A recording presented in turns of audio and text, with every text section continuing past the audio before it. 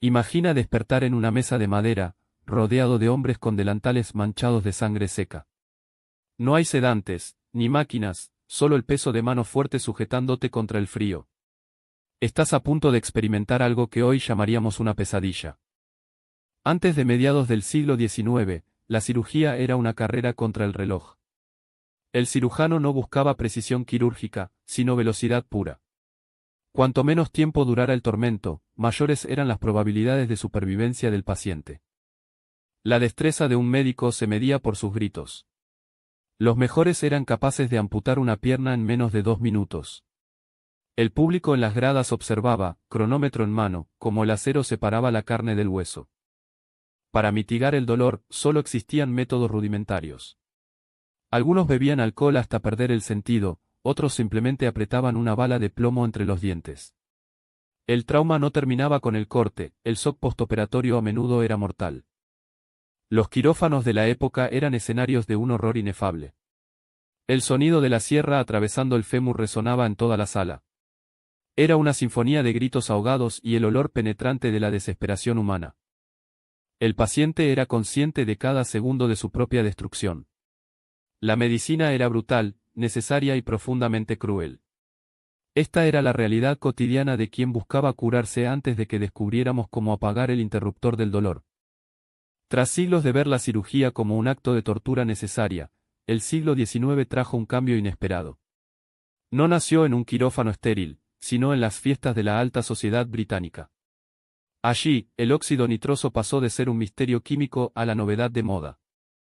Conocido como gas hilarante, el gas provocaba euforia y risas incontrolables en los invitados. Los jóvenes inhalaban la sustancia para desinhibirse y bailar hasta caer rendidos. Nadie sospechaba que, en ese aturdimiento, se ocultaba la llave para silenciar el dolor humano.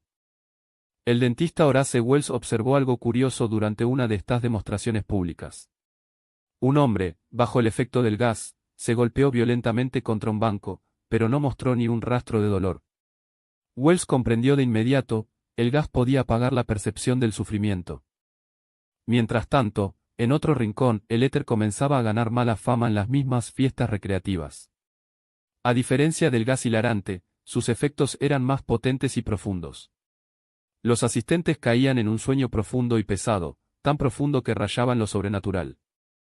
William Morton, un colega de Wells, vio en el éter una oportunidad de negocio y gloria. Sabía que si lograba dominar esa sustancia, la cirugía dejaría de ser un campo de batalla para convertirse en un procedimiento controlado.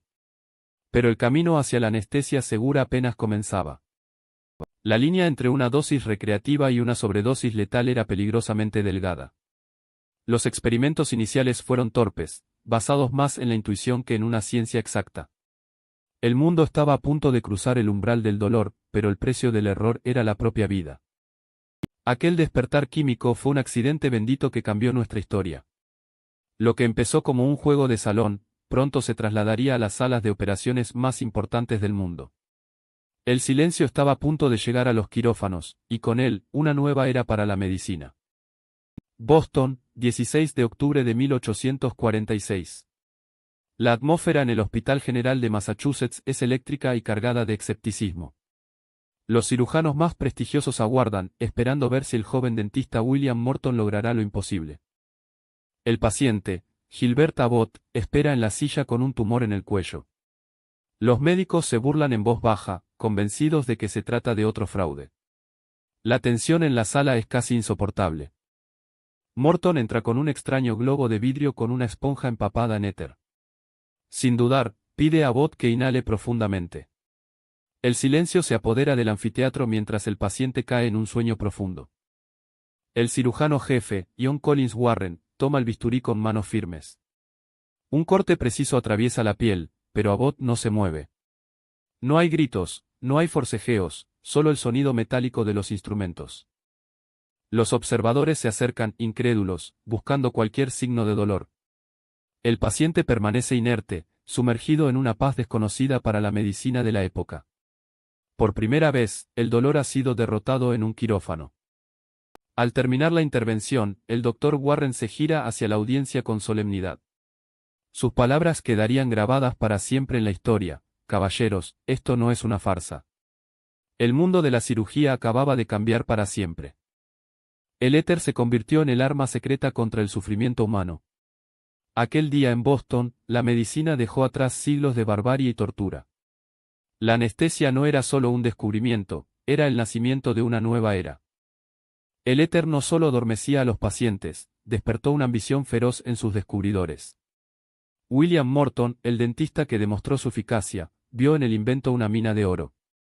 Quería patentarlo todo para sí, ocultando el nombre del gas bajo un seudónimo. Pero el mundo académico no se quedó de brazos cruzados.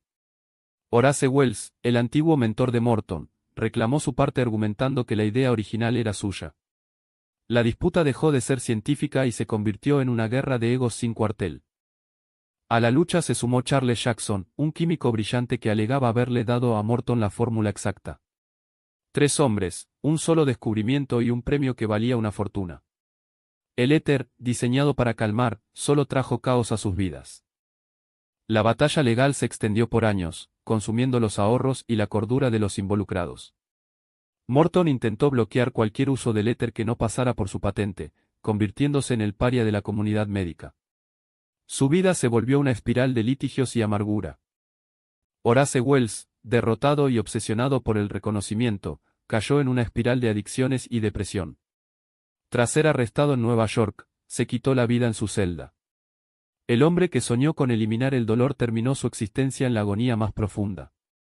Jackson tampoco tuvo un final feliz, terminando sus días internado en un hospital psiquiátrico. La historia de la anestesia no se escribió con gloria, sino con las cenizas de quienes la hicieron posible. El ego, al final, fue el paciente que nadie pudo curar. El éter era eficaz, pero tenía un gran problema, su olor era insoportable y su inflamabilidad, un peligro constante. La medicina necesitaba una alternativa más manejable y menos irritante. Fue entonces cuando el cloroformo entró en escena, cambiando las reglas del juego para siempre. El Dr. John Snow, un hombre brillante y metódico, vio en el cloroformo el futuro de la cirugía. A diferencia de otros, Snow diseñó inhaladores precisos para controlar la dosis exacta. Su rigor científico convirtió la anestesia en un procedimiento mucho más seguro y predecible. Pero el cloroformo no solo convenció a los médicos, necesitaba un aval de peso para entrar en la sociedad. En 1853, el momento llegó de la mano de la figura más poderosa del mundo, la reina Victoria. Ella decidió usarlo durante el nacimiento de su 8º hijo. La decisión de la monarca fue un escándalo para los sectores más conservadores y religiosos de la época. Muchos argumentaban que el dolor del parto era un castigo divino que debía ser soportado. Sin embargo, la reina ignoró las críticas y bautizó al gas como cloroformo bendito. El respaldo real fue el empujón definitivo que la anestesia necesitaba para normalizarse. Si la mujer más influyente del planeta podía dar a luz sin dolor, el resto de la sociedad no tenía por qué sufrir. La anestesia dejó de ser una curiosidad para convertirse en un derecho.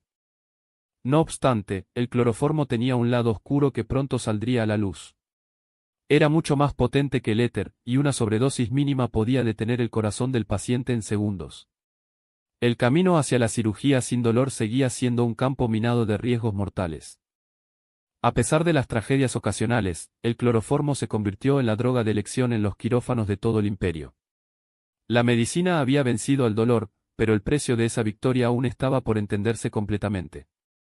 La anestesia moderna acababa de nacer, entre luces y sombras. Tras décadas de riesgos calculados, la anestesiología finalmente dejó de ser un arte oscuro para convertirse en una ciencia exacta. Ya no bastaba con dormir al paciente, el objetivo principal pasó a ser mantenerlo a salvo en el filo de la navaja. La seguridad se convirtió en la piedra angular de todo el quirófano. La gran revolución llegó con la monitorización continua. Antes, el anestesista dependía de sus dedos sobre el pulso o la observación directa del color de la piel. Hoy, sensores digitales nos ofrecen un flujo ininterrumpido de datos sobre el corazón, los pulmones y la profundidad del sueño. La capnografía fue quizás el avance más determinante en la historia reciente. Al medir el dióxido de carbono en cada exhalación, los médicos obtuvieron una ventana directa a la función respiratoria. Un cambio sutil en los niveles podía alertar de una complicación antes de que fuera visible al ojo humano. La farmacología también dio un salto cuántico hacia la precisión. Los nuevos agentes anestésicos permiten ahora un control casi instantáneo. El paciente se duerme en segundos y despierta sin los efectos secundarios de antaño. El control es total, predecible y altamente personalizado. El papel del anestesista cambió radicalmente, ya no es solo quien administra el fármaco, sino el guardián de la homeostasis. Es el responsable de orquestar la estabilidad del organismo bajo un estrés extremo. Su vigilancia es una presencia constante que permite al cirujano trabajar con total libertad. La estandarización de los protocolos de seguridad salvó más vidas que cualquier nueva droga. Listas de verificación, alarmas sonoras y sistemas de respaldo ante fallos eléctricos convirtieron al quirófano en un entorno de alta fiabilidad. El error humano, aunque posible, se volvió mucho más difícil de cometer. Hoy, someterse a una cirugía es infinitamente más seguro que hace apenas un siglo. Lo que antes era una lotería entre la vida y la muerte, es ahora un procedimiento controlado y rutinario. Hemos domesticado el dolor, pero sobre todo, hemos aprendido a proteger la fragilidad de la vida. Hemos recorrido siglos de historia, desde el éter rudimentario hasta la precisión química de hoy. Pero el viaje de la anestesia no ha terminado. Estamos entrando en una era donde el sueño inducido dejará de ser una receta estándar para convertirse en un traje a medida. El gran reto actual es la personalización. Cada cuerpo reacciona de forma distinta a las drogas y los médicos lo saben bien. La tecnología de monitoreo cerebral en tiempo real nos permite, por fin, ver exactamente qué sucede en la mente mientras el paciente descansa. Imagina sistemas de inteligencia artificial que ajustan la dosis milisegundo a milisegundo. Estos algoritmos podrían predecir reacciones adversas antes de que ocurran. Es el fin de la incertidumbre en el quirófano y el inicio de una cirugía mucho más segura. Otro frente de batalla es la recuperación postoperatoria. El objetivo es eliminar esa neblina mental y el malestar que muchos sienten al despertar. Queremos que el paciente despierte no solo sano, sino sintiéndose como si solo hubiera tomado una siesta reparadora. La farmacología del futuro promete moléculas que actúan con precisión quirúrgica. Estas sustancias se desactivarían instantáneamente con un agente de reversión específico. Así, el control sobre el sueño del paciente sería total, absoluto y libre de efectos secundarios. La anestesia ha dejado de ser una simple herramienta para mitigar el dolor. Hoy es una disciplina tecnológica que protege la vida desde lo más profundo de nuestra conciencia. El dolor, aquel antiguo enemigo que nos persiguió por siglos, finalmente ha sido derrotado. Gracias por acompañarnos en este recorrido por los siglos del dolor. La próxima vez que cierres los ojos antes de una intervención, recuerda la inmensa historia que hace posible ese silencio. Nos vemos en el próximo episodio de nuestra serie documental.